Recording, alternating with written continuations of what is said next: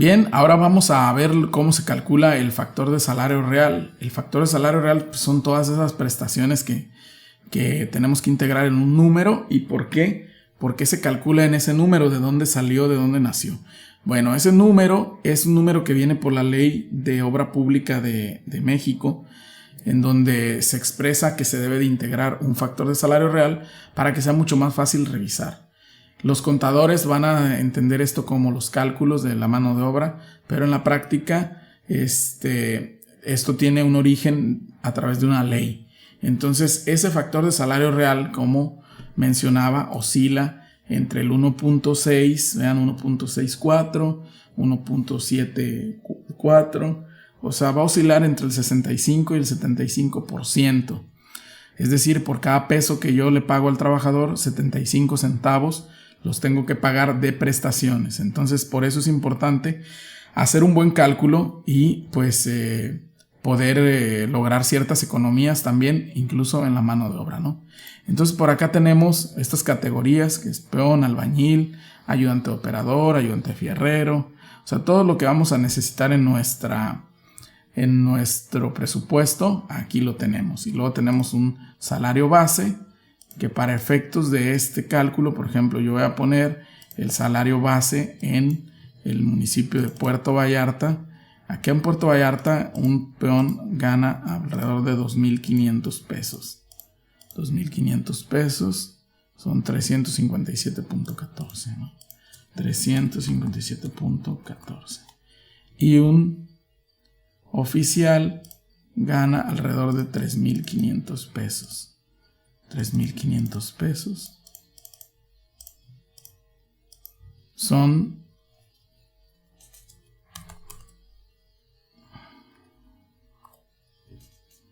500 pesos. Son 500 pesos. Listo, entonces como vemos aquí, nos calcula ahora por debajo del 7, porque entre más gana un trabajador, pues obviamente es menos este factor, ¿no? 1.53, 1.63.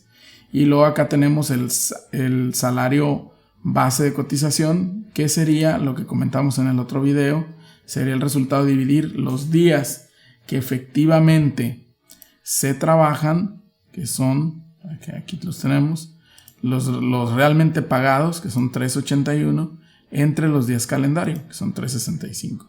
Ese es el resultado que viene aquí, que es como factor para el salario base de cotización, 1.045. Entonces eso cambia en función de los días que realmente estás pagando, ¿no? Entonces, listo, aquí tenemos, este es el resumen, pero vamos a ir a la configuración de este cálculo. Entonces, lo primero que tenemos que saber es que para el cálculo del factor del salario real, ya no se utiliza el salario mínimo como referencia. ¿Qué se utiliza como referencia? Por acá está. Entonces, dice el Colegio de Contadores, obviamente esto está en la ley, pero que dice que la desindexación del salario mínimo y el surgimiento de la UMA podrían causar incertidumbre en usuarios por las instituciones públicas no han hecho las adecuaciones. Es decir, hubo una reforma constitucional, aquí está, con fecha del 26 de enero del 2016, donde se dice la entrada en vigor de todas las mencionadas al salario mínimo como unidad de cuenta, índices, bases de referencia para calcular la cuantía de las obligaciones y supuestos previstos en las leyes federales, estatales y del distrito, así como cualquier disposición jurídica que emane en anteriores se entenderán referidas a la unidad de medida de actualización. Es decir, esto está en la Constitución. Entonces, todo lo que antes se refería al salario mínimo, ahora se entenderán referidas a la UMA. ¿Sí? Entonces, ¿qué es lo que vamos a hacer? Bueno, pues tenemos que saber cuánto vale la UMA. Entonces, la UMA la calcula el INEGI. Entonces, la UMA, por ejemplo, para este año es de 86.88 pesos al día. Entonces, mucho se ha hablado de que subió el salario mínimo. Sí subió el salario mínimo, pero eso solamente aplica para ciertos cálculos, porque aplica para ciertos cálculos porque se está legislando en contra de la UMA. Por ejemplo, una afectación sustancial puede ser en la pensión. Si tú tenías una pensión y te ibas a retirar con cierta cantidad, ahora lo vas a hacer con UMAS y vean que la UMA es menor al salario mínimo actualmente. Sí, entonces, el cálculo lo tenemos que hacer con UMAS. Por lo tanto, vamos a regresar a nuestra base del cálculo y eso es lo que vamos a poner aquí. 86.88, que sería la UMA vigente. Después vamos a configurar todo lo que esté en azul. Entonces, todo lo que esté en azul, nosotros le vamos a poner acá descanso semanal, que son los días a la semana, que es una prestación de ley, son 52.18 semanas, 52.18 días. Vacaciones por ley son 6 días. Días de descanso obligatorio festivos por ley son 7.17, considerando la fracción que es cada 6 años el cambio del poder federal. Días perdidos por condiciones climáticas, por ejemplo, ahora estamos en una situación crítica de pandemia que quizás tendríamos que adicionar acá, ¿no? O sea, no son días perdidos por condiciones climáticas, son días perdidos por pandemia. Entonces, imagínense, la última pandemia que tuvimos fue, o epidemia, fue hace 10 años aproximadamente. Entonces, 10, 12 años, más o menos, pónganle 10 años. Si nosotros ahora tuvimos esta eventualidad que nos arrojó 2 meses de inactividad, que son 60 días, entonces imagínense 60 días dividido entre 10 para poder cobrar eso, o sea, previendo al futuro, pues yo tendría que poner cuando menos acá 6 días, ¿no? Yo sé que va a ser más caro la mano de obra, pero tenemos que, de alguna manera, que protegernos para eventualidades futuras, ¿no? Días por costumbre son aquellos días donde no se trabaja por costumbres de la región.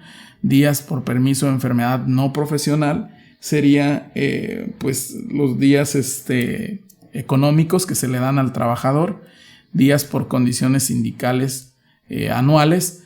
Acá depende de si tienes o no gente sindicalizada, pones 1 o más días que tengas.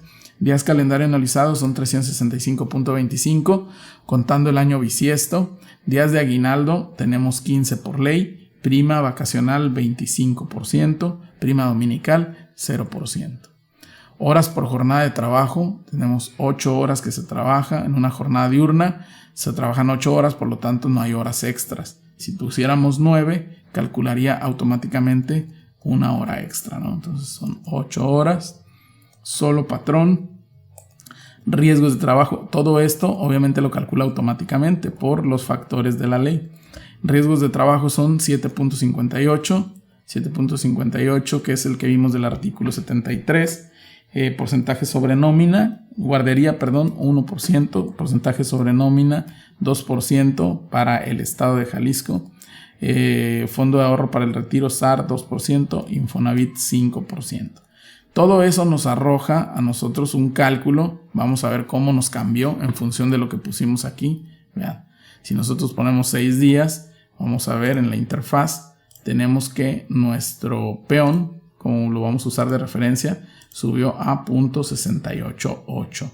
Si ponemos más, por ejemplo, 60 días, que son los que nos impactó la pandemia, vamos a ver, vean cómo el factor de salario real subió hasta 2.07.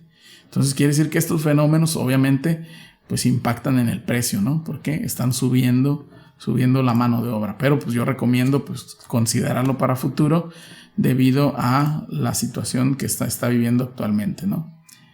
Ok, entonces ya tenemos nosotros nuestro factor de salario real calculado. Vean, por aquí está ya la integración, está la clave. Aquí dicen cómo se divide, por ejemplo, ¿no?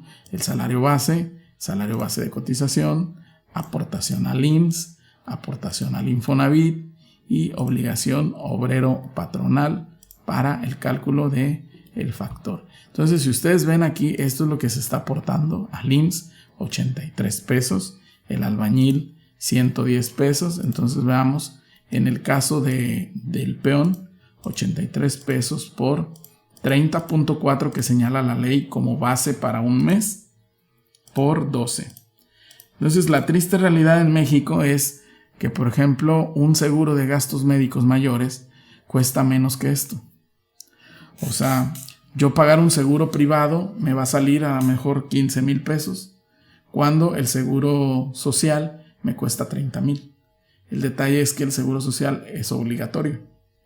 Entonces, muchos mandos medios, mandos altos, jamás usan el seguro social. Entonces, por eso, cuando es más fácil negociar una estrategia con una persona que está con un sueldo más grande, porque no va a ser beneficiario de la seguridad social. Entonces ellos prefieren recibir más dinero, tener otro tipo de prestaciones, tener seguro de gastos médicos mayores, aunque no usen el seguro social. Ahora, en el caso del albañil, que se paga 110 pesos, 110.70 por 30.4 por 12. Imaginen que el albañil paga 40,000 pesos por el seguro.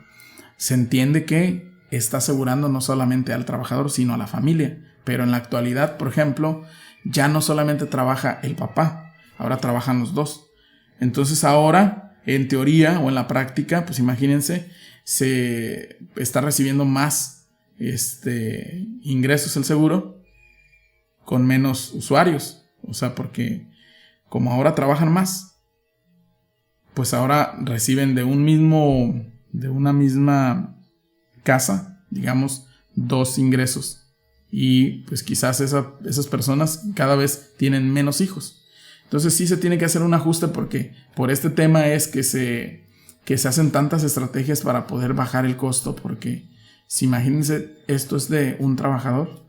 O sea, esto es de un trabajador más los 30,000 del peón. Estamos hablando que una pareja son 70,000 pesos al año. Entonces esto multiplicado por 5 parejas de una obra son 350,000 pesos de seguridad social. O sea, con 350,000 pesos puedes asegurar a los trabajadores con seguro de gastos médicos mayores que se atiendan en el mejor hospital de la ciudad. El detalle es que el seguro social es obligatorio. Entonces, pues no se puede evadir esa obligación, pero se puede buscar una estrategia para que todas las partes salgan beneficiadas, tanto el Estado al pagar las cuotas que corresponde, como el trabajador al recibir un beneficio adicional, y el patrón al recibir también una mano de obra más económica.